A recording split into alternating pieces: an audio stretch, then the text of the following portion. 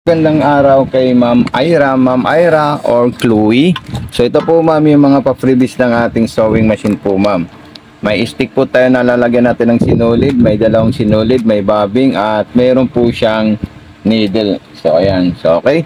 So unang gagawin po natin Ma'am Ira, tayo po ay magpo-full sit up ng wiring diagram sa ating sewing machine. So ayan, dyan po natin isasaksak sa gilid po ma'am. Mayroon po siyang saksakan dyan ma'am. Then sunod natin ma'am, ito naman po ma'am. Ayan. Okay, so pagkatapos maglalagay po tayo ng sinulid sa itaas. So ito po yung stick natin. Lagayan natin ng sinulid dyan at ilalagay ko rin po itong pangtastas niya. So ganito lang po siya ma'am. Yung tamang paglalagay ng ating sinulid sa itaas. Ayan. Okay, so makikita nyo po siya. At yan po ay didiretso natin sa lagayan ng sinulid. Ayan, step 1, ito po siya ma'am. Dire-diretso po siya ma'am, pataas. At may hook po doon, kailangan natin itataas. Ayun po siya, din pasabit po ng ganyan. Tapos dire-diretso na po dito ma'am. Ayan, dito na po siya ma'am. Ayan, tapos isushoot natin sa butas ng karayom. So ayan po siya ma'am, ipapasok natin sa butas ng karayom bago natin i-testing at bago natin ipakita yung bobbing kung paano po siya ma'am. Papasok ko lang muna po siya ma'am ay sa butas ng karayom. Ayan, hintayin nyo lang po ma'am. Kasi papasok na natin to. Ayan. Ito na po siya ma'am. Ipasok ko na po siya ma'am. Tapos yung sa bobbing, itataas muna natin yung pressure po. Ayan po siya ma'am. Ayan. At ito po yung ating bobbing ma'am. At kung meron po kayong katanungan po ma'am, i-message nyo lang po kami ma'am. Ayan. Tapos ilalagay natin doon, isasabit natin papunta sa kaliwa para hindi po siya lumulundag. Ayan. Ikutin natin ito ma'am para makain niya po yung sinulid sa ilalim or mag-pick up niya po. So, ganyan lang po siya ma'am.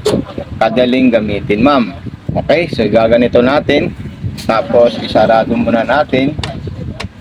At tayo na po ay maglalagay ng tela. So subukan natin yung performance ng ating unit. So ito na po lahat ma'am yung stitches natin. Pang-garterize. Ayan po siya.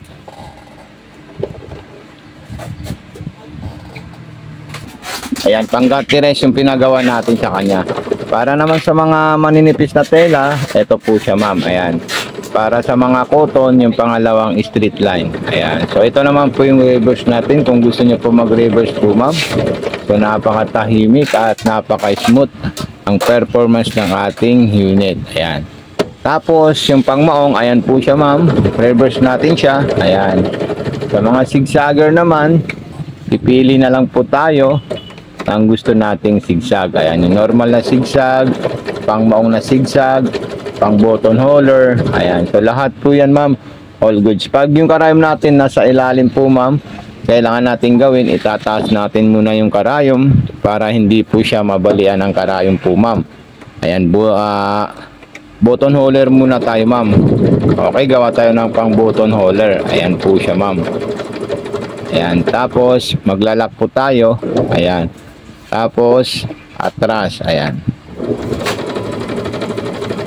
Tapos, depende na po sa itaas mo ulit yung karayom para hindi po maputol ma'am. Ayan. So, nakabuo na po tayo ng pang button holder natin ma'am.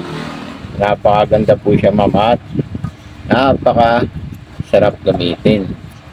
Ayan. Kasi smooth po yung performance niya at di rin po siya nagtutuhog or naglalaktaw. So, ayan. Kung may mga katanungan po kayo ma'am, mag-message lang po kayo sa ating FB page sa Mato Sewing Machine Vlog para po yung mga katanungan nyo, masagot po natin, matutor namin kayo, maigad namin kayo at maturuan namin po kayo ma'am. So, okay.